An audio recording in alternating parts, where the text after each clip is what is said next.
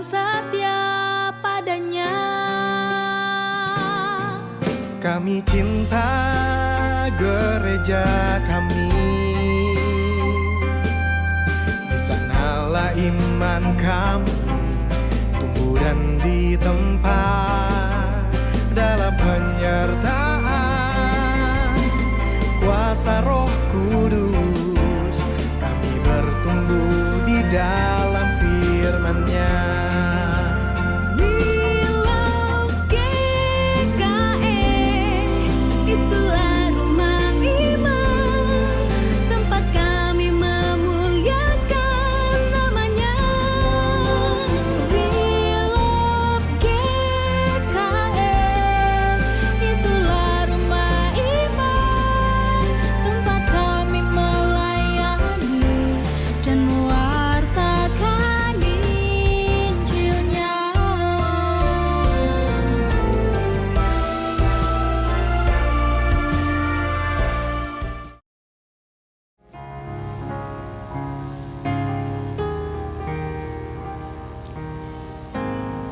Salam, Bapak Ibu sidang jemaat kasih Tuhan, selamat pagi dan salam sejahtera untuk kita sekalian.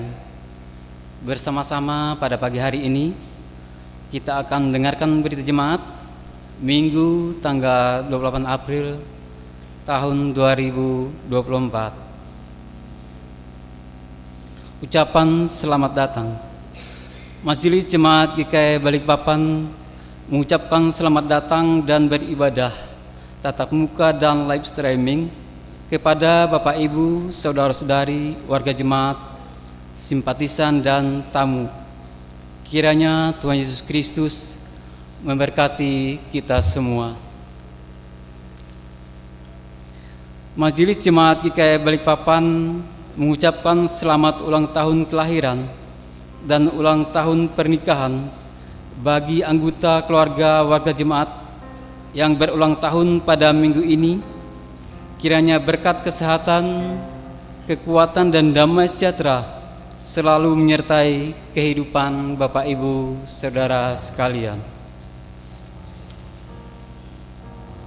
Kita masuk ke bagian yang pertama, kegiatan penata layanan. Minggu tanggal 28 April tahun 2024, pelayanan firman Tuhan Pendeta Bersi Agustina MTH, liturgus Diakun Gali Septamtu. Sedangkan untuk Minggu tanggal 5 Mei tahun 2024, pelayanan firman Tuhan Pendeta Yulipina Penyang STH, liturgus Penatua Pingkan. Bagian yang kedua, jadwal ibadah rumah tangga dan kategoria tahun 2024. Minggu 28 April pukul 9 WITA, ibadah seksi pelayanan anak, tempat gedung SPA, petugas pelayanan firman, guru-guru sekolah minggu. Hari Selasa tanggal 30 April, ibadah rumah tangga ditunda. Hari Rabu 1 Mei pukul 17 WITA, ibadah seksi pelayanan perempuan dilaksanakan oleh pengurus SPPR beralamat di Gedung GKI Getsemani. Khotbah Pendeta Bersi Agustina MTH, liturgus Ibu Happy Mulisa. Nas Alkitab Yesaya 65 ayat 17 hingga ayat yang ke-25. Kamis 2 Mei, ibadah rumah tangga ditunda. Jumat 3 Mei pukul 19.30 WITA, ibadah seksi pelayan Bapa akan dilaksanakan oleh pengurus SPB. Sekali lagi saya sampaikan, ibadah seksi pelayan Bapa pada hari Jumat dilaksanakan oleh pengurus seksi pelayan Bapa dengan khotbah Pendeta Yulipina Penyang STH, Liturgus Bapak Aruni Peter Yohanes. Nas Alkitab Yesaya 42 ayat 1 hingga ayat yang ke-9. Sabtu 4 Mei pukul 19.30 WITA, ibadah seksi pelayanan remaja pemuda beralamat di Gedung GKI Getsemani. Khotbah Pendeta Bersi Agustina MTH. Nas Alkitab Ulangan 32 ayat 44 hingga ayat yang ke-47.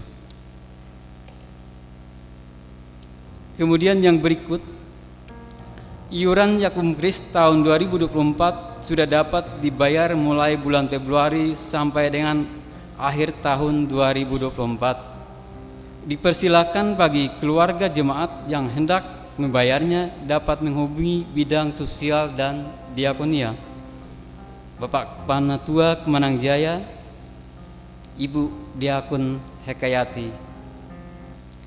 Besarnya iuran untuk jemaat anggota lama adalah Rp220.000 dan untuk jemaat anggota baru adalah Rp250.000 per tahun.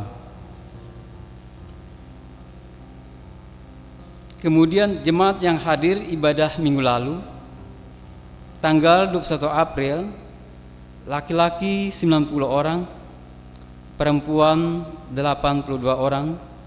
Jumlah seluruh yang hadir minggu lalu adalah 172 orang. Bagian yang kedua, laporan keuangan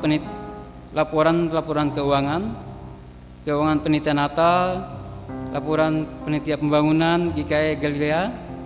Di sini ada revisi, namun tidak akan mengurangi jumlahnya. Akan saya bacakan. Saldo kas yang sebenarnya adalah Rp2.466.500. Saldo bank Rp133.239.952, sehingga total seluruhnya Rp135.706.452. Laporan keuangan lainnya baik bidang pemeliharaan inventaris, laporan keuangan bidang sosial dan diakonia, dan juga Bethlehem Kilometer Rugia, termasuk laporan keuangan GKI Balikpapan, dapat Bapak Ibu perhatikan di lembaran yang sudah disiapkan. Demikian Bapak Ibu jemaat kasih Tuhan, berita jemaat untuk kita pada pagi hari ini. Dan jemaat sekalian, saya undang untuk berdiri bersama-sama. Kita akan mengawali ibadah kita pada pagi hari ini dengan menyanyi dari pelengkap Kidung Jemaat nomor 4, bait yang pertama hingga bait yang kedua. Angkatlah hatimu pada Tuhan, dan apa yang seterusnya.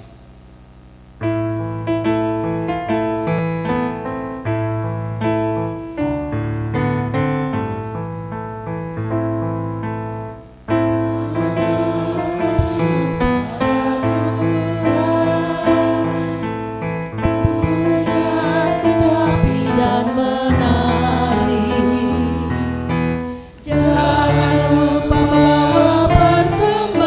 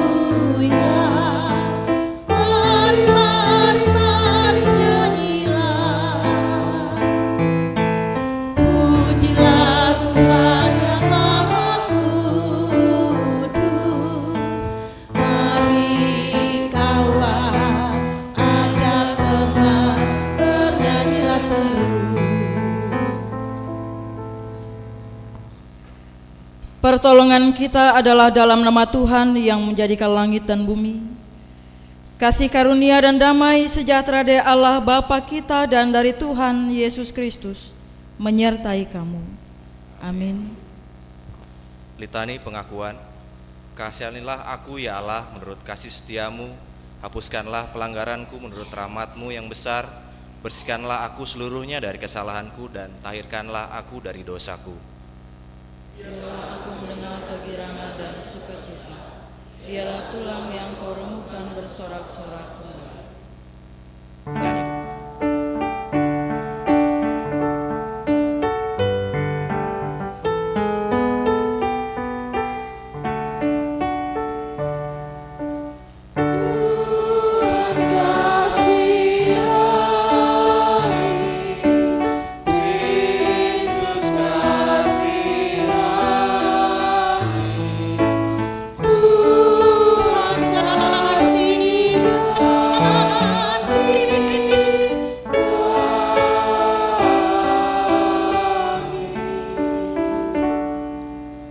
Jemaat dipersilahkan duduk kembali.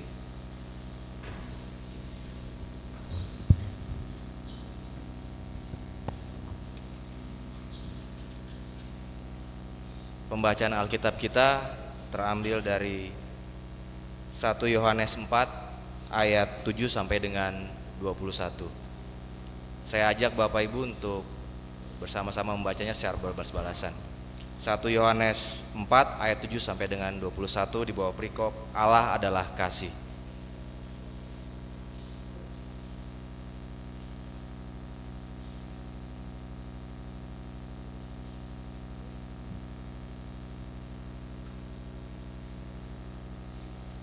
Ayat yang ketujuh, saudara-saudaraku yang kekasih, marilah kita saling mengasihi, sebab kasih itu berasal dari Allah, dan setiap orang yang mengasihi lahir dari Allah dan mengenal Allah.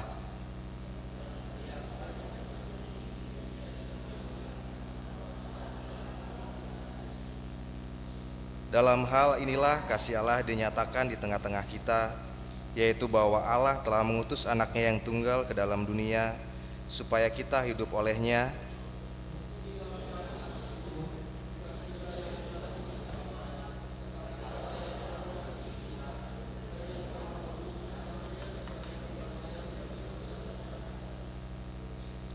Saudara-saudaraku yang kekasih, jikalau Allah sedemikian mengasihi kita, maka haruslah kita juga saling mengasihi.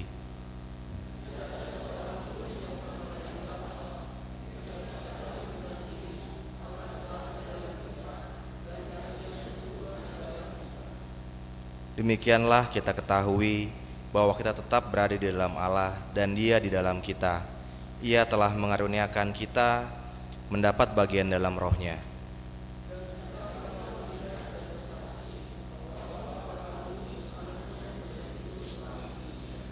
Barang siapa mengaku bahwa Yesus adalah anak Allah, Allah tetap berada di dalam Dia dan Dia di dalam Allah.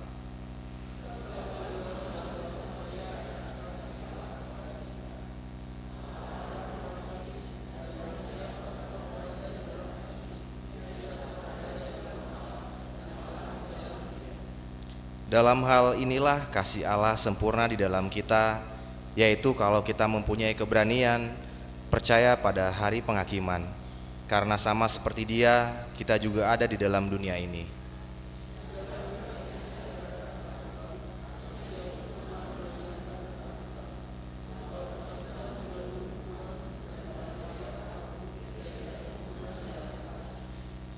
Kita mengasihi karena Allah lebih dahulu mengasihi kita.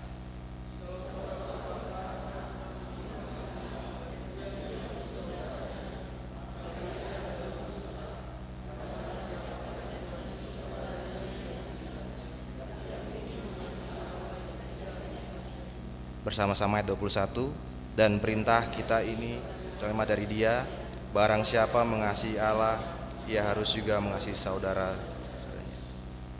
Firman-Mu itu pelita bagi kakiku dan terang bagi jalanku.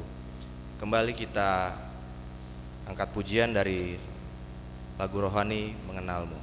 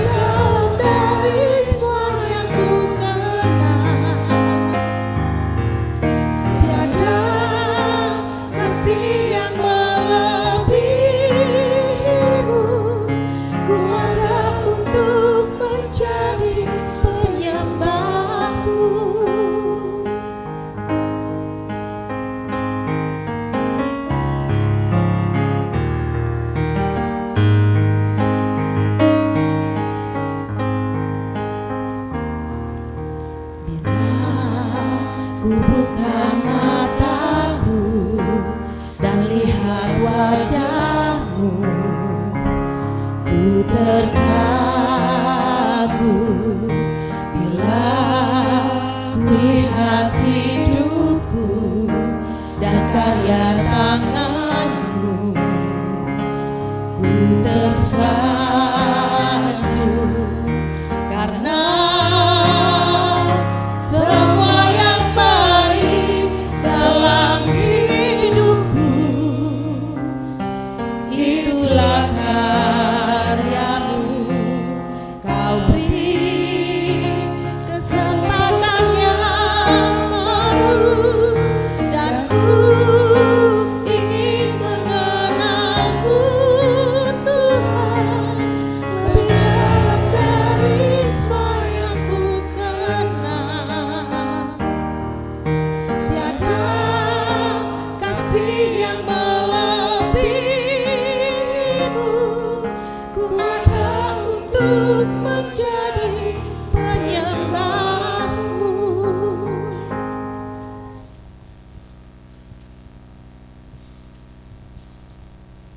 Jemaat yang dikasihi dalam Tuhan kita Yesus Kristus, mari kita mempersiapkan hati dan pikiran kita untuk kita bersama merenungkan kebenaran firman Tuhan.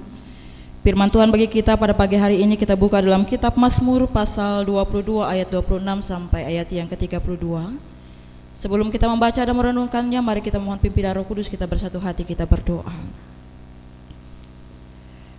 Bapa kami yang ada dalam kerajaan sorga, kami mengucap syukur Tuhan. Pada pagi hari ini ketika kami membuka mata kami kembali, kami dapat melihat kasih dan kebaikan Tuhan, karya Tuhan dalam kehidupan kami. Tuhan, kami mengucap syukur untuk setiap kekuatan, kesehatan, napas kehidupan yang Tuhan berikan bagi kami. Pada pagi hari ini kami boleh bersama kembali berkumpul untuk memuji dan memuliakan nama Tuhan. Dan sebentar kami akan merenungkan sebagian dari sabda firman-Mu. Terangilah hati dan pikiran kami ya Tuhan, sehingga seluruh hati dan pikiran kami dapat tertuju akan kepada firman Tuhan, bahkan terlebih-lebih kami dapat mengerti dan memahaminya. Pakailah mulut bibir hamba-Mu ya Tuhan untuk menyampaikannya, sehingga apa yang boleh keluar dari mulut hamba-Mu ini boleh sesuai dan seturut dengan kehendak Tuhan. Kuasailah kami dengan kuasa Roh Kudus-Mu ya Bapa. Dalam nama Tuhan kami Yesus Kristus, firman-Mu telah terbentang di hadapan kami, dan saat ini kami siap sedia untuk membaca dan merenungkannya. Amin. Mazmur pasal 22 ayat 26 sampai yang ke-32, firman Tuhan berbunyi demikian. Allahku, mengapa kau tinggalkan aku? Ayat 26. Karena engkau aku memuji-muji dalam jemaah yang besar. Nasarku akan kubayar di depan mereka yang takut akan Dia. Orang yang rendah hati akan makan dan kenyang. Orang yang mencari Tuhan akan memuji-muji Dia. Biarlah hatimu hidup untuk selamanya. Segala ujung bumi akan mengingatnya dan berbalik kepada Tuhan. Dan segala kaum dari bangsa-bangsa akan sujud menyembah di hadapannya. Sebab Tuhanlah yang empunya kerajaan, Dialah yang memerintah atas bangsa-bangsa. Ya, kepadanya akan sujud menyembah semua orang sombong di bumi. Di hadapannya akan berlutut semua orang yang turun ke dalam debu, dan orang yang tidak dapat menyambung hidup. Anak-anak cucu akan beribadah kepadanya dan akan menceritakan tentang Tuhan kepada angkatan yang akan datang. Mereka akan memberitakan keadilannya kepada bangsa yang akan lahir nanti, sebab Ia telah melakukannya. Amin. Selamat pagi Bapak Ibu dan saudara sekalian, Shalom. Puji Tuhan, pada pagi hari ini kita dapat berkumpul kembali. Pada pagi hari ini kita diguyur berkat Tuhan, yaitu hujan. Kita mensyukuri atas setiap berkat Tuhan yang boleh Tuhan berikan dalam kehidupan kita. Dan kita bersyukur kembali kita boleh berkumpul untuk kita boleh memuji muliakan nama Tuhan dan merenungkan firman-Nya. Bapak Ibu sekalian, dalam perjalanan kehidupan saya dan kita semua, tentu ketika kita menjalani kehidupan kita dari hari-hari sebelumnya, bahkan mungkin sampai detik ini, ada berbagai macam pergumulan yang kita hadapi, ada berbagai macam tantangan yang kita hadapi, kesulitan yang kita hadapi. Bapak Ibu sekalian, ada yang menjadi pertanyaan bagi kita. Ketika Bapak Ibu dan saudara-saudara di saat mengalami keadaan yang tertekan, di saat dilanda beban hidup dan pergumulan-pergumulan lainnya, merasa diri sendiri dan tidak tahu berbuat apa lagi, apa yang Bapak Ibu rasakan? Ketika Bapak Ibu mengalami keadaan yang tertekan, keadaan beban hidup yang begitu berat, permasalahan yang tidak kunjung selesai, permasalahan yang kian hari semakin hari bukan selesai tetapi sekian hari semakin bertambah. Apa yang Bapak Ibu rasakan? Menggerutu? Marah? Kecewa? Tentu kalau kita menghadapi berbagai macam persoalan, menghadapi berbagai macam beban yang kian hari kian melanda kehidupan kita tidak kunjung selesai. Kita adalah manusia yang penuh dengan keterbatasan, manusia yang penuh dengan segala kelemahan. Maka dari itu acap kali ketika manusia diperhadapkan dengan berbagai macam beban kehidupan, manusia seringkali dilanda kegalauan. Kehidupan manusia seringkali merasa kecewa. Manusia ketika diperhadapkan dengan berbagai macam beban hidup, ia seringkali merasa ia tidak berdaya. Ia merasa pasrah. Ia hanya bisa menangis. Apalagi masalah silih berganti, ekonomi semakin lemah, tujuan dan rencana hidup tidak tercapai, bahkan ditambah dengan masalah-masalah yang lainnya. Maka sering kali terjadi hilang semangat, putus asa, tidak tahu bagaimana dan berbuat apa lagi, merasa sendiri, bahkan sampai parahnya mempertanyakan di manakah Tuhan. Maka sering kali muncul dalam pikiran seolah-olah Tuhan itu tidak berpihak dengan kita, seolah-olah Tuhan itu tidak bersama-sama dengan kita. Bapak Ibu dan jemaat yang dikasihi dalam Tuhan kita Yesus Kristus, hal inilah yang dialami oleh pemazmur, yaitu Daud.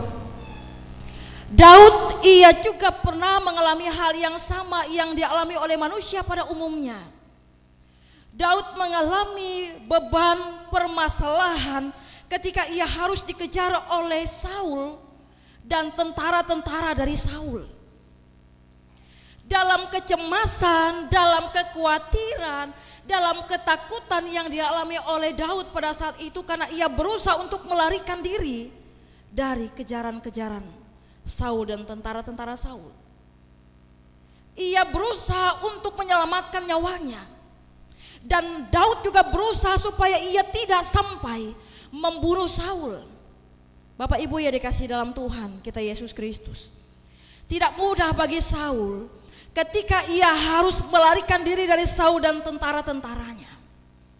Padahal Daud pun senantiasa disertai oleh Tuhan. Daud pun selalu disertai oleh Tuhan melalui tentara-tentara yang kuat yang sudah bersama-sama dengan Daud. Bahkan Daud senantiasa menjaga, bahkan Tuhan senantiasa menjaga Daud. Tetapi persoalannya Bapak Ibu sekalian, Daud meskipun ia pernah mengalahkan Goliat, tentara orangnya Filistin, meskipun Daud pada saat itu ia juga bersama dengan tentara-tentara yang lain, ia juga manusia biasa. Ia juga manusia yang lemah. Ia juga punya sisi rasa takut.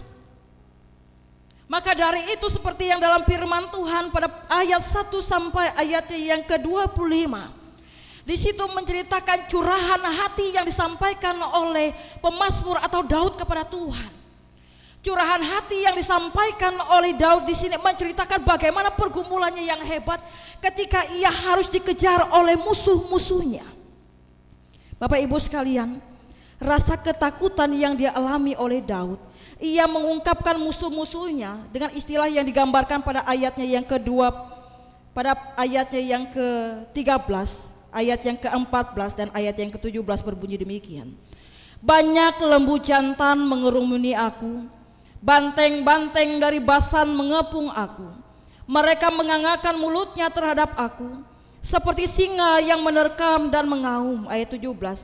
Sebab anjing-anjing mengerumuni aku, gerombolan penjahat mengepung aku. Mereka menusuk tangan dan kakiku. Inilah yang dicurahkan oleh pemazmur Daud. Ia menggambarkan musuh-musuhnya seperti lembu jantan, seperti banteng-banteng dari Basan yang mengepung dia, seperti singa yang siap untuk menerkam dan mengaum. Kita tahu binatang-binatang yang digambarkan dalam teks ini merupakan gambaran binatang yang buas yang siap sedia untuk menerkam mangsanya. Dan itulah gambaran dari musuh-musuh Daud yang berusaha untuk mengejar Daud dan selalu siap untuk membunuhnya. Siapa yang tidak takut? Dikejar dengan membawa senjata, siap untuk membunuh Daud. Siapapun manusia, ia selalu berusaha untuk menyelamatkan nyawanya. Tidak ada satupun manusia yang ingin mati secara sia-sia. Dan itu yang diperjuangkan oleh Daud. Ia berusaha untuk melarikan diri dari Daud, dari Saul. Maka dari itu Bapak Ibu sekalian, dalam ketakutan yang dialami oleh Daud ia juga mengingat kembali bagaimana penyertaan Tuhan kepada nenek moyangnya. Kalau kita baca pada pasal 22 ayat yang kelima dan ayat yang keenam. Kepadamu nenek moyang kami percaya, mereka percaya dan engkau meluputkan mereka. Kepadamu mereka berseru-seru dan mereka terluput. Kepadamu mereka percaya dan mereka tidak mendapat malu. Saking pemazmur atau Daud ini, ia sudah datang kepada Tuhan, berdoa kepada Tuhan, mencari Tuhan supaya Tuhan memberikan pertolongan kepadanya. Tetapi apa yang didapatkan oleh Daud pada saat itu, Tuhan seolah-olah meninggalkan dia. Tuhan seolah-olah tidak menjawab doa-doanya. Maka Daud katakan, kalau nenek moyangnya saja, ketika nenek moyang mereka mencari Allah, apa yang dilakukan Allah? Allah menolong nenek moyangnya, Allah menyelamatkan nenek moyangnya. Itu pula yang diharapkan oleh Daud. Kalau nenek moyangnya saja menghadapi persoalan, menghadapi berbagai macam tantangan, Tuhan menyelamatkan mereka. Hal ini pula yang menjadi kerinduan Daud, supaya Tuhan pun melakukan hal yang sama seperti nenek moyangnya, menyelamatkan Daud. Maka Bapak Ibu sekalian, pada pasal 20 ayat 1 sampai ayatnya yang ke-25, ketika Daud pada saat itu menghadapi pergumulan, ia merasa sendiri. Meskipun ia merasa seolah-olah Allah meninggalkan dia, ia mencurahkan isi hatinya kepada Tuhan. Ia sampaikan apa yang menjadi keluh kesahnya. Ia menyampaikan rasa sakit hatinya. Ia menyampaikan rasa kekecewaannya. Ia tetap menyampaikan kepada Tuhan. Tetapi kalau kita membaca pada ayat yang ke-26 sampai ayatnya yang ke-32, Bapak Ibu sekalian, pada ayat yang ke-26 sampai ayat yang ke-32, ayat-ayat ini menceritakan, jikalau sebelumnya ayat 1 sampai ayatnya yang ke-25 menceritakan curahan hati, kegalauan dari seorang pemazmur, tetapi dalam ayat 26 sampai ayat yang ke-32, bagaimana Daud, ia bangkit dari kegalauannya. Daud berusaha bangkit dari keterpurukannya.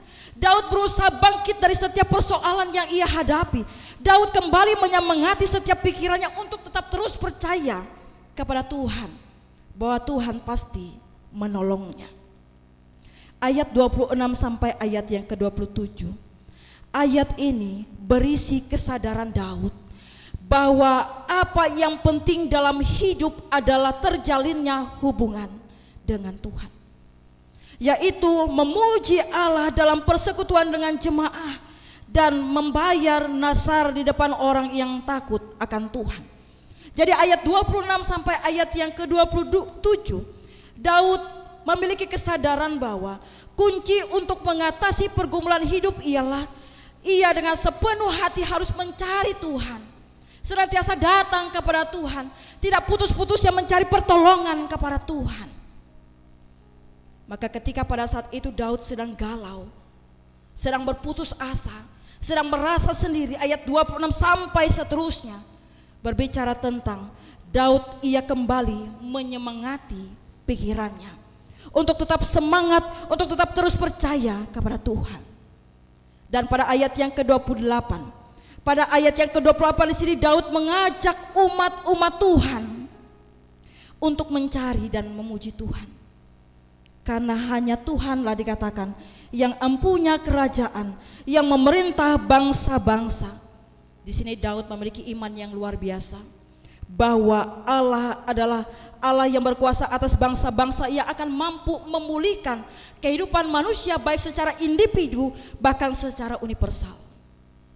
Maka dari itu pemazmur katakan, ia mengajak ayat 29 sampai ayatnya yang ke-30 supaya orang-orang mencari Tuhan, datang kepada Tuhan, baik orang-orang yang sombong sekalipun, orang-orang yang tidak bisa menyambung hidupnya, untuk tetap mencari Tuhan. Karena Tuhanlah satu-satunya bagi Daud sumber pertolongan. Bagi Daud Tuhanlah raja di atas segala bangsa. Ia pemilik setiap kehidupan manusia. Sehingga Bapak Ibu sekalian, ketika Daud mempercayakan kembali hidupnya kepada Tuhan, maka apa yang dikatakan? Daud ia dalam kegalauannya, ia menghadapkan kembali hati dan pikirannya kepada Tuhan.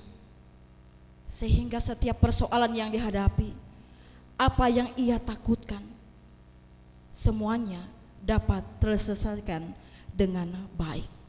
Bapak Ibu yang dikasihi dalam Tuhan kita Yesus Kristus, kalau kita membaca apa yang terjadi dengan Daud dan Saul begitu ya, Daud sebenarnya selalu punya kesempatan untuk membalas Saul. Daud sebenarnya selalu punya kesempatan untuk membunuh, Daud punya kesempatan untuk membunuh Saul. Kalau kita membaca dalam kitab 1 Samuel pasal 24 ayat yang ke-4 sampai ayat yang ke-8. 1 Samuel pasal 24 ayat yang ke-4 sampai yang ke-8 berbunyi demikian. Ia sampai ke kandang-kandang domba di tepi jalan. Di sana ada gua dan Saul masuk ke dalamnya untuk membuang hajat. Tetapi Daud dan orang-orangnya duduk di bagian belakang gua itu. Lalu berkatalah orang-orangnya kepada Daud, telah tiba hari yang dikatakan Tuhan kepadamu. Sesungguhnya aku menyerahkan musuhmu ke dalam tanganmu, maka perbuatlah kepadanya apa yang kau pandang baik. Maka Daud bangun lalu memotong punca jubah Saul dengan diam-diam. Kemudian berdebar-debarlah hati Daud karena ia telah memotong punca Saul. Lalu berkatalah ia kepada orang-orangnya, dijauhkan Tuhanlah kiranya daripadaku untuk melakukan hal yang demikian kepada tuanku, kepada orang yang diurapi Tuhan, yakni menjamah dia, sebab dialah orang yang diurapi Tuhan. Dan Daud mencegah orang-orangnya dengan perkataan itu. Ia tidak mengizinkan mereka bangkit menyerang Saul. Kesempatan pertama sebenarnya sangat mudah bagi Daud. Saat Saul ingin membuang hajat masuk ke dalam gua, Saul dan tentara yang lainnya mereka sudah berada di dalam gua itu. Kesempatan emas sebenarnya bagi Daud untuk membunuh Saul. Tapi ia katakan jangan lakukan itu. Kemudian kalau kita membaca lagi dalam 1 Samuel pasal 26. 1 Samuel pasal 26 ayat 7 sampai ayatnya yang ke-12. Dan dilanjutkan ayat 17 sampai 25. Bagaimana endingnya? 1 Samuel pasal 26 ayat 7 sampai 12 berbunyi demikian. Datanglah Daud dengan Abisai kepada rakyat itu pada waktu malam, dan tampaklah di sana Saul berbaring tidur di tengah-tengah perkemahan, dengan tombaknya terpancung di tanah pada sebelah kepalanya, sedang Abner dan rakyat itu berbaring sekelilingnya. Lalu berkatalah Abisai kepada Daud, pada hari ini Allah telah menyerahkan musuhmu ke dalam tanganmu. Oleh sebab itu izinkanlah kiranya aku menancapkan dia ke tanah dengan tombak ini, dengan satu tikaman saja, tidak usah dia kutancapkan 2 kali. Tetapi kata Daud kepada Abisai, jangan musnahkan dia, sebab siapakah yang dapat menjamah orang yang diurapi Tuhan dan bebas dari hukuman. Lagi kata Daud, demi Tuhan yang hidup, niscaya Tuhan akan membunuh dia, entah karena sampai ajalnya dan ia mati, entah karena ia pergi berperang dan hilang lenyap di sana. Kiranya Tuhan menjauhkan daripadaku untuk menjamah orang yang diurapi Tuhan. Ambillah sekarang tombak yang ada di sebelah kepalanya dan kendi itu, dan marilah kita pergi. Kemudian Daud mengambil tombak dan kendi itu dan pergi sebelah kepada Saul. Lalu mereka pergi, tidak ada yang melihatnya, tidak ada yang mengetahuinya, tidak ada yang terbangun, sebab sekaliannya tidur, karena Tuhan membuat mereka tidur nyenyak. Ayat 17-25. Saul mengenal suara Daud, lalu ia berkata, suaramu kah itu anakku Daud? Jawab Daud, suaraku tuanku raja. Lalu berkatalah ia, mengapa pula tuanku mengejar hambanya ini? Apa yang telah kuperbuat? Apakah kejahatan yang melekat pada tanganku? Oleh sebab itu kiranya tuanku raja mendengarkan perkataan hambanya ini. Jika Tuhan yang membujuk engkau melawan aku, maka biarlah ia mencium bau korban persembahan. Tetapi jika ia anak-anak manusia, terkutuklah mereka di hadapan Tuhan, karena mereka sekarang mengusir aku, sehingga aku tidak mendapat bagian daripada milik Tuhan. Dengan berkata, pergilah, beribadahlah kepada Allah lain. Sebab itu janganlah kiranya darahku tertumpah ke tanah, jauh dari hadapan Tuhan. Sebab Raja Israel keluar untuk mencabut nyawaku, seperti orang memburu seekor ayam hutan di gunung-gunung. Lalu berkatalah Saul, aku telah berbuat dosa, pulanglah anakku Daud, sebab aku tidak akan berbuat jahat lagi kepadamu, karena nyawaku pada hari ini berharga di matamu. Sesungguhnya perbuatan itu bodoh dan aku sesat sama sekali. Tetapi Daud menjawab, inilah tombak itu ya tuanku raja. Baiklah salah seorang dari orang-orangmu menyeberang untuk mengambilnya. Tuhan akan membalas kebenaran dan kesetiaan setiap orang, sebab Tuhan menyerahkan engkau pada hari ini ke dalam tanganku. Tetapi aku tidak mau menjamah orang yang diurapi Tuhan. Dan sesungguhnya seperti nyawamu pada hari ini berharga di mataku, demikianlah hendaknya nyawaku berharga di mata Tuhan, dan hendaknya ia melepaskan aku dari segala kesusahan. Lalu berkatalah Saul kepada Daud, diberkatilah kiranya engkau anakku Daud, apa jua pun yang kau perbuat, pastilah engkau sanggup melakukannya. Lalu pergilah Daud meneruskan perjalanannya, dan pulanglah Saul ke tempatnya. Bapak Ibu sekalian, kita melihat bagaimana cara Tuhan merancangkan kehidupan untuk ke depan bagi Daud. Ketika pada saat itu manusia, secara khusus Saul, merancang-rancangkan kejahatan, berniat berusaha untuk melenyapkan nyawa dari Daud. Tetapi Tuhan tidak tinggal diam. Tuhan merencangkan masa depan yang baik untuk Daud. Bahkan Daud ia sama sekali tidak ingin membalas kejahatan atas Saul. Bapak Ibu yang dikasihi dalam Tuhan kita Yesus Kristus, hal ini tentu menjadi teladan yang penting. Kalau kita melihat bagaimana perjalanan kehidupan dari seorang pemazmur Daud, ketika ia menghadapi berbagai macam tantangan, kegalauan, sampai pada akhirnya ia berusaha bangkit, ia berusaha menyemangati kembali hidupnya untuk tidak terpuruk dalam persoalan dan pergumulan yang ia hadapi. Ia tetap datang kepada Tuhan.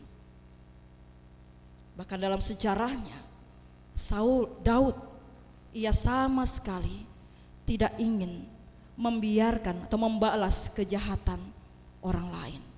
Karena dikatakan Saul adalah orang yang diurapi oleh Tuhan, Ini mengingatkan bagaimana Daud itu begitu menghormati Allah, begitu takut akan Tuhan. Karena kata Daud, kalaupun ia mati, itu urusan Tuhan. Entah nanti dia mati karena ajalnya, entah ia mati karena ia berperang, itu urusannya. Itu urusan Tuhan. Bukan urusan Daud, bukan urusan tentara-tentaranya. Karena menghilangkan nyawa seseorang bukan tugas mereka. Karena Daud menyadari bahwa Saul adalah orang yang diurapi oleh Tuhan. Selain itu pula, Saul tentu merupakan orang yang dikasih oleh Daud. Mengapa? Karena Daud itu berteman baik dengan Yonatan, anak dari Saul. Dan Saul ini merupakan ayah mertua dari Daud. Nah, jemaat yang dikasihi dalam Tuhan kita Yesus Kristus, jikalau Daud saja ketika musuh-musuhnya berusaha untuk menjatuhkan dia, berusaha untuk melenyapkan nyawanya, Daud ia sama sekali tidak ingin membalas kejahatan orang-orang yang berbuat jahat kepadanya. Hal ini yang tentunya menjadi pelajaran yang berharga dalam kehidupan kita, supaya dalam kehidupan kita jangan sama sekali membalas kejahatan dengan kejahatan. Walaupun ada banyak sekali celah untuk manusia membalas kejahatan atas orang-orang yang menyakiti kita. Dalam kehidupan kita di tengah-tengah dunia ini, siapapun kita pernah disakiti atau pernah menyakiti. Tentu ketika kita disakiti, perasaan atau ego kita ialah ingin membalasnya. Ketika ia berbuat jahat, saya akan berbuat jahat kepadanya. Ketika ia berbuat baik kepada saya akan berbuat lebih baik kepadanya. Hal inilah yang cenderung dalam pikiran manusia untuk membalas kejahatan dengan kejahatan. Maka dari itu ketika mungkin kita disakiti oleh orang-orang di sekitar kita, walaupun mungkin ada celah untuk membalas kejahatan orang yang menyakiti kita, jangan biarkan kita berupaya untuk membalas kejahatan orang itu. Karena firman Tuhan mengatakan bahwa ketika orang berbuat kejahatan dengan kita, maka kita harus membalasnya dengan kebaikan. Karena seringkali ketika manusia begitu kesal, begitu marah dengan orang-orang yang menyakiti, maka ia berusaha dengan berbagai macam cara untuk mencari cara membalas kejahatan orang itu. Apalagi mungkin ketika orang yang menyakiti hatinya, ia telah menemukan rahasia hidupnya. Ketika mendapatkan apa yang seharusnya menjadi rahasia orang yang menyakiti itu, tetapi ketika kita sudah tahu begitu ya, karena saking kesalnya, wah saya tahu rahasianya, saya akan sebarkan ke orang-orang di sekitar, saya akan permalukan dia biar dia tahu rasa.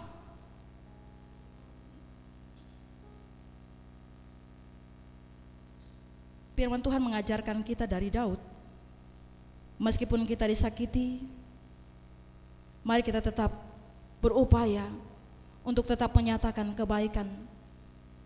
Walaupun mungkin begitu menyakiti hati kita, tetapi firman Tuhan mau mengatakan kita belajar dari Daud. Daud tetap berupaya untuk tidak melakukan hal yang sama yang seperti dilakukan oleh Saul. Kunci untuk bisa mengampuni, kunci untuk bisa berdamai dengan orang yang menyakiti kita, seperti dalam pembacaan firman Tuhan kita pada pagi hari ini, yaitu kasih. Kunci satu-satunya adalah kasih. Kalau kita tidak mempunyai kasih dalam hati kita, kasih Allah itu, maka seringkali yang terjadi adalah ketika orang berbuat jahat, kita ingin membalas kejahatannya. Tetapi kalau kasih Allah itu ada dalam hatinya, kalau orang berbuat kejahatan, maka kita akan berusaha untuk mendoakannya, kita berusaha untuk mengampuninya. Kiranya itu bisa kita lakukan dalam kehidupan kita. Kemudian kita belajar pula seperti di dalam firman Tuhan pada ayat 26 sampai ayat yang ke-32. Ketika pada saat itu Daud ia merasa sendiri dalam hidupnya, ia merasa galau dan putus asa, ia kembali menyemangati dirinya untuk percaya kepada Tuhan, bersandar kepada Tuhan. Begitu pula dalam setiap kehidupan kita Bapak Ibu sekalian, ketika kita menghadapi berbagai macam pergumulan, Kita menghadapi permasalahan dalam kehidupan kita yang tampak berat dalam kehidupan kita. Firman Tuhan mau mengatakan kita belajar dari Daud, ayo bangkit, ayo semangat. Mari kita menghadapkan hati dan pikiran kita kepada Tuhan. Percaya kepada Tuhan bahwa Tuhan mampu menolong kita, mampu menyertai setiap kehidupan kita. Seperti yang dilakukan oleh Daud. Daud mengatakan dalam ayat 26 sampai ayat yang ke-27. Ketika Daud menyemangati dirinya, menyemangati batinnya, menyemangati pikirannya, ia memiliki kesadaran bahwa hal yang terpenting dalam hidup ketika menghadapi pergumulan permasalahan, ia tetap harus menjalin hubungan dengan Tuhan, yaitu memuji Allah dalam persekutuan. Hal ini mau dikatakan bagi kita ialah ketika kita diperhadapkan dalam suatu permasalahan, jangan sampai karena masalah hubungan kita dengan Tuhan berkurang. Tetapi mari ketika kita menghadapi persoalan, kita datang kepada Tuhan, kita mencari Tuhan, kita mau datang dalam beribadah, kita mau hidup dalam persekutuan bersama dengan saudara-saudara seiman. Kita percaya meskipun kita diperhadapkan dengan persoalan, ketika kita mau datang kepada Tuhan, beribadah kepada Tuhan, kita percaya ada kelegaan dalam hati kita. Kita percaya ketika kita datang memuji Tuhan, memuliakan Tuhan, kita akan bisa melihat ada jalan keluar di tengah persoalan yang kita hadapi. Maka ketika kita menghadapi persoalan, jangan sampai hubungan kita rusak dengan Tuhan, kita jauh dari Tuhan. Karena hal ini yang seringkali terjadi. Bagaimana saya bisa datang kepada Tuhan? Bagaimana saya bisa beribadah kepada Tuhan? Bagaimana saya bisa berdoa kepada Tuhan? Masalah saya ini begitu sulit, begitu gelap, begitu galau saya ini. Sampai mungkin kita mencurahkan hati kita seperti Daud. Kalau nenek moyang Daud saja ditolong oleh Tuhan, kenapa Daud tidak? Mungkin kita juga mempertanyakan hal itu kepada Tuhan. Kalau orang lain saja diperhadapkan dengan permasalahan, mereka bisa melewati persoalan itu, mereka punya jalan keluar, kenapa tidak dengan saya? Kenapa Tuhan tidak menolong saya? Kemana Tuhan? Mungkin seringkali hal ini terjadi dalam kehidupan manusia. Seringkali pikiran yang dialami Daud juga menjadi sesuatu hal yang sering kita pikirkan dalam kehidupan kita. Kita menyadari ketika kita menghadapi persoalan, kita adalah manusia yang penuh dengan kelemahan. Tetapi ketika kita diperhadapkan dengan permasalahan, kita menjauhkan diri kita dari Tuhan. Sebenarnya membuat kita semakin terpuruk. Ketika kita merasa sendiri, kita tidak mau datang kepada Tuhan, disitulah kita merasa benar-benar sendirian. Kita percaya bagaimana Daud, Tuhan bekerja di dalamnya. Kalaupun mungkin orang-orang di sekitar kita berusaha untuk merusak kehidupan kita, menggagalkan rencana kita, menyakiti perasaan kita, tetapi Tuhan punya rancangan yang terbaik dalam kehidupan kita. Maka dari itu mari kita senantiasa datang kepada Tuhan. Apapun persoalan yang kita hadapi, sakit penyakit kah? Orang-orang di sekitar kita mungkin menyakiti perasaan kita, kita benar-benar terluka, kita mungkin galau begitu. Jangan pernah menjauhkan diri kita dari Tuhan. Jangan jauhkan persekutuan kita dari Tuhan. Tetaplah berdoa kepada Tuhan. Daud dalam kegalauannya, ia tidak mencurahkan ke orang lain, ia curahkan kepada Tuhan. Ia curahkan keluh kesahnya.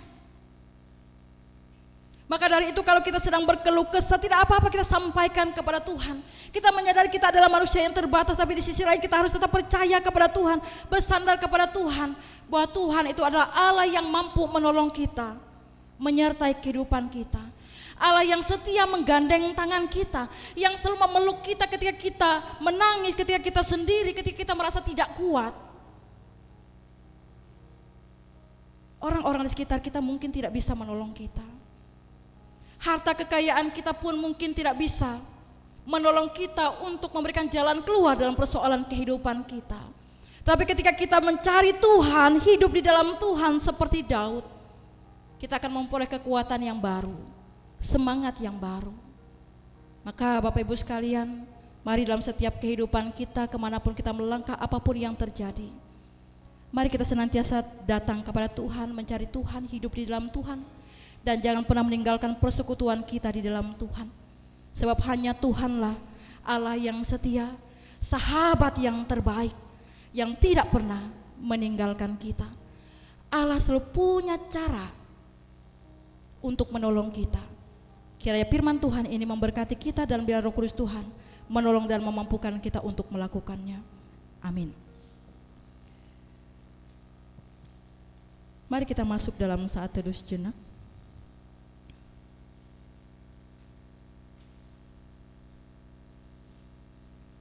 Saat teduh kita selesai.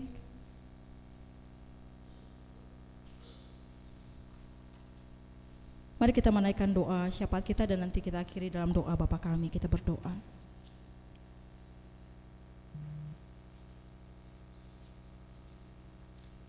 Bapa kami yang ada dalam kerajaan sorga, Allah pemilik kehidupan kami. Kami bersyukur kepadamu Tuhan untuk setiap napas kehidupan yang boleh kami nikmati sampai saat ini.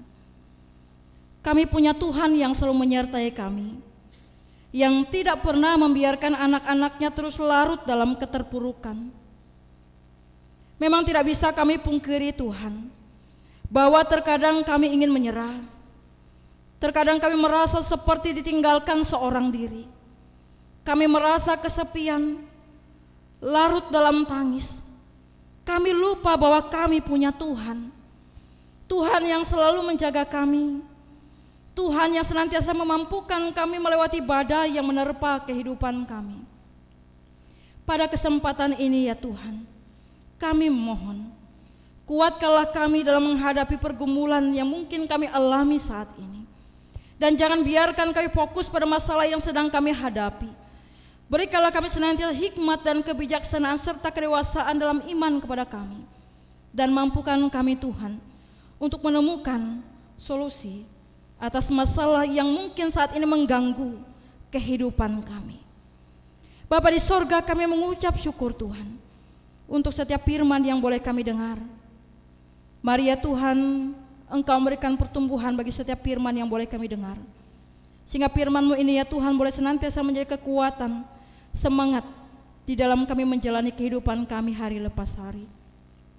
Bapa kami yang ada dalam kerajaan sorga, pada saat ini juga ya Tuhan kami ingin menaikkan doa syafaat kami. Kami juga berdoa ya Tuhan untuk para pelayan di gereja GKI Getsemani Balikpapan ini. Diberkatilah para pendeta-pendeta, para pemimpin gereja, penatua, diakon, para pelayan kategorial, agar mereka senantiasa diberi kebijaksanaan, kasih dan keteladanan dalam melayani jemaat.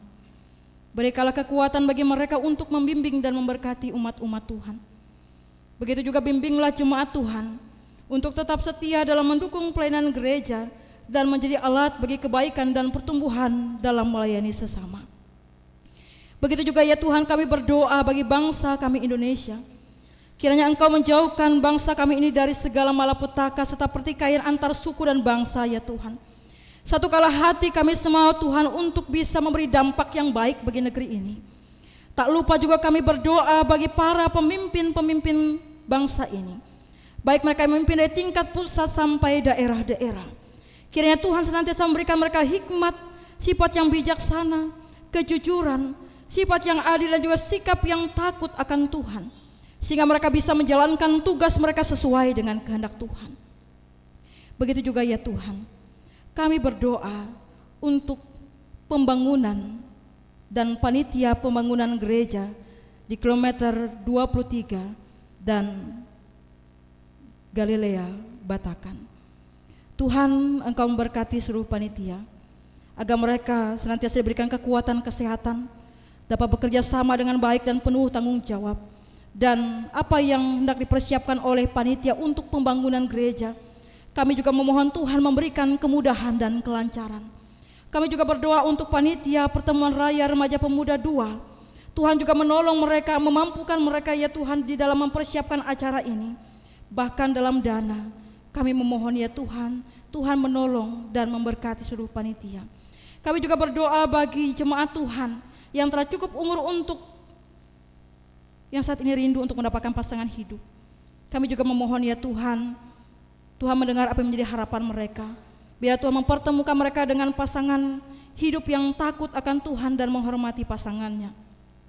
Begitu juga kami berdoa bagi jemaat Tuhan yang dalam minggu-minggu ini mengucap syukur atas berkat Tuhan.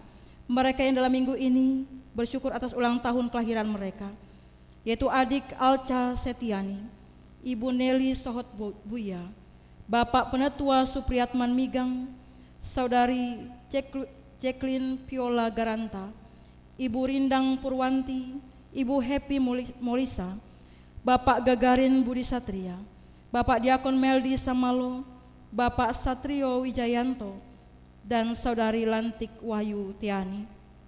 Bapak di sorga, terima kasih atas berkat Tuhan melalui pertambahan usia bagi jemaat Tuhan. Mari ya Tuhan, Kau senantiasa memberikan hikmat dan pengertian bagi mereka untuk menjadi hidup mereka sesuai dengan rencana Tuhan. Bimbinglah setiap langkah mereka ya Tuhan. Berikanlah mereka kekuatan dalam menghadapi segala tantangan yang mungkin terjadi. Dan bukalah pintu-pintu kesempatan yang baru yang sesuai dengan panggilan-Mu ya Tuhan untuk hidup mereka. Dan ajarilah mereka untuk hidup dalam ketaatan dan kerendahan hati. Dan jadilah mereka alat yang berkenan bagi Tuhan dalam melayani dan mengasihi sesama. Begitu juga jemaat Tuhan yang berulang tahun pernikahan, yaitu keluarga Bapak Pendetua Supriyatman Migang. Diberkatilah dalam kehidupan rumah tangganya ya Tuhan, agar senantiasa terus mengandalkan Tuhan. Dan biarlah dalam kehidupan mereka, keluarga mereka, rumah tangga mereka, ada roh yang saling mencintai dan mengasihi di antara mereka. Bila cinta kasih mereka bisa menjadi contoh dan teladan yang baik, dan mereka boleh menjadi pasangan yang sejati sampai maut memisahkan. Terima kasih ya Bapa. Dan begitu juga kami menyerahkan seluruh kehidupan kami ke depan. Kami mohon pimpinan kasih Tuhan menyertai kehidupan kami. Dan tak lupa kami berdoa bagi jemaat Tuhan yang saat ini sedang berduka cita, yaitu keluarga Bapak Supriyatman Migang, yang mana adik terkasihnya Tuhan telah panggil dari tengah-tengah keluarga. Kami mohon ya Tuhan, Tuhan menolong mereka, Tuhan menguatkan mereka, Tuhan menghibur mereka di tengah-tengah persoalan yang mereka hadapi, di tengah-tengah duka cita yang mereka hadapi. Biar mereka memperoleh kekuatan yang selalu baru, yang semuanya berasal daripada Tuhan. Terima kasih ya Tuhan, inilah kami, kehidupan kami. Ajarlah kami ya Tuhan untuk semakin dekat dan menghargai kasih Tuhan. Lingkupilah kami dengan damai sejahtera dan sukacita. Inilah seluruh doa kami yang kami alaskan hanya dalam nama Tuhan kami Yesus Kristus, Allah yang berdaulat atas hidup kami, yang mengajarkan kami berdoa, Bapa kami. Bapa kami yang ada di sorga, dikuduskanlah nama-Mu. Nyatalah kerajaan-Mu, jadilah kehendak-Mu di bumi seperti di sorga. Berikanlah kami pada hari ini makanan kami yang secukupnya. Dan ampunilah kami akan kesalahan kami, seperti kami juga mengampuni orang yang bersalah kepada kami. Dan janganlah membawa kami ke dalam pencobaan, tetapi lepaskanlah daripada yang jahat.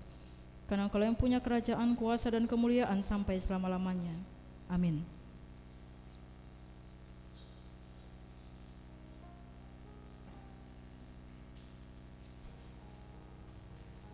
Persembahan syukur.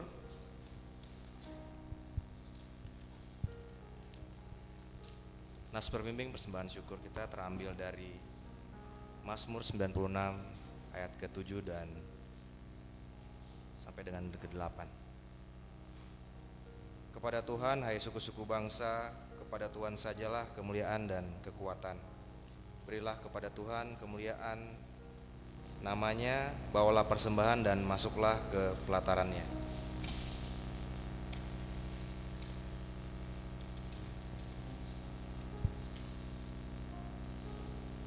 Sebelum kita memberikan persembahan, kita satu di dalam doa. Segala puji syukur bagimu ya Bapa yang telah memberkati usaha dan pekerjaan kami, sehingga apa yang kami perlukan Engkau telah cukupkan.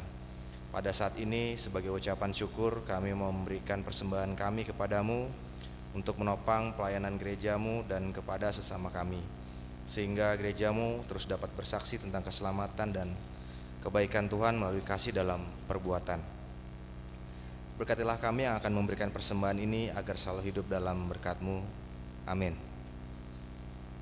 Sementara persembahan syukur kita kumpulkan, kita menyanyi dari Pelengkap Kidung Jemaat nomor 216 bait yang pertama sampai dengan selesai.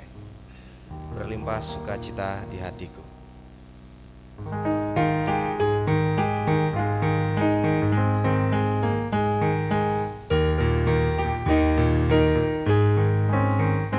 Berlimpah sukacita di hatiku, di hatiku, di hatiku. Berlimpah sukacita di hatiku, tetap di hatiku. Aku bersyukur, bersukacita. Kasih Tuhan diam di dalamku. Aku bersyukur, bersukacita. Kasih Tuhan diam di dalamku.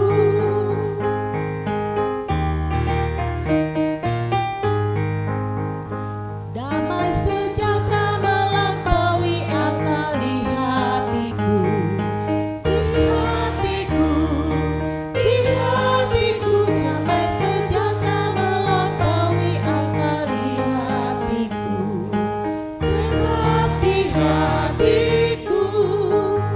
Aku bersyukur, bersukacita. Kasih Tuhan diam di dalamku. Aku bersyukur, bersukacita. Kasih Tuhan diam di dalamku.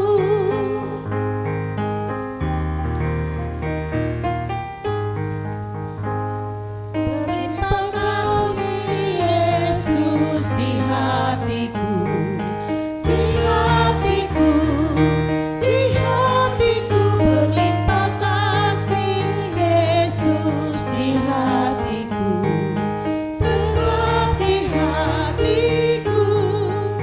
Aku bersyukur, bersukacita. Kasih Tuhan diam di dalamku. Aku bersyukur, bersukacita. Kasih Tuhan diam di dalamku.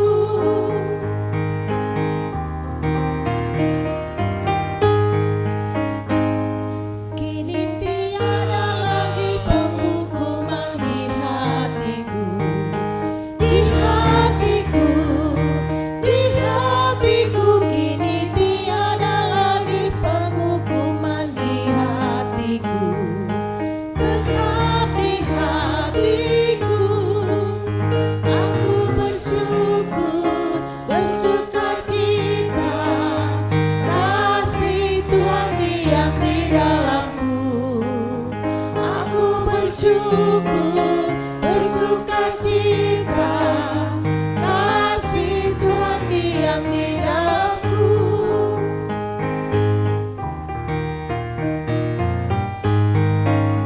Berlimpah sukacita di hatiku, di hatiku, di hatiku. Berlimpah sukacita di hatiku, tetap di hatiku.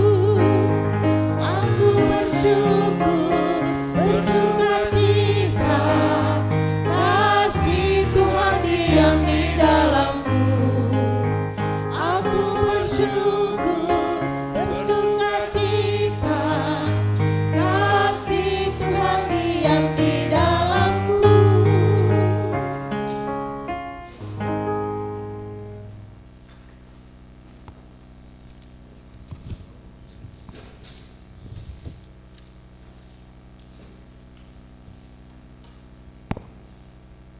Marilah kita berdiri bersama-sama dengan sekalian orang percaya dari segala masa dan tempat, mengikrarkan pengakuan iman Kristen.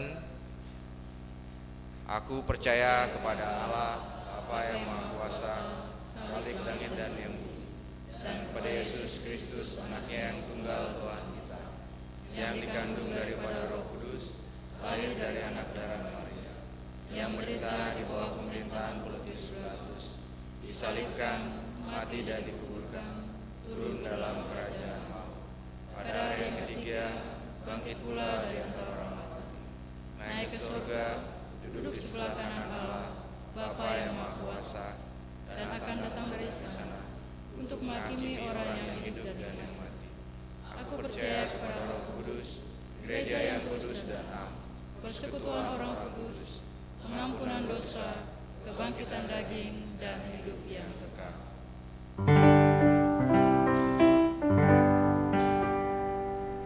Haleluya, haleluya.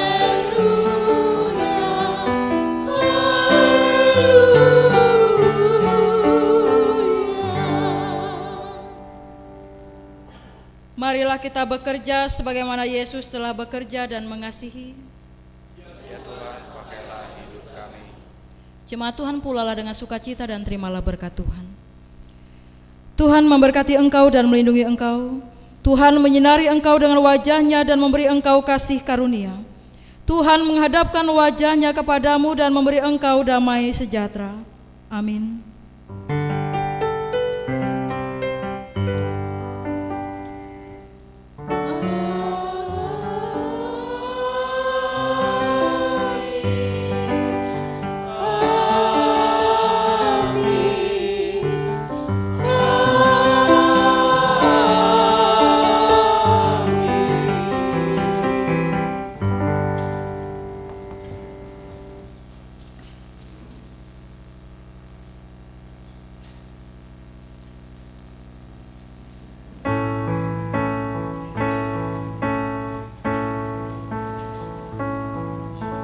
Bila ku buka mataku dan lihat wajah-Mu, ku terkagum. Kami cinta gereja kami, di sanalah iman kami tumbuh dan ditempa dalam penyertaan kuasa Roh Kudus.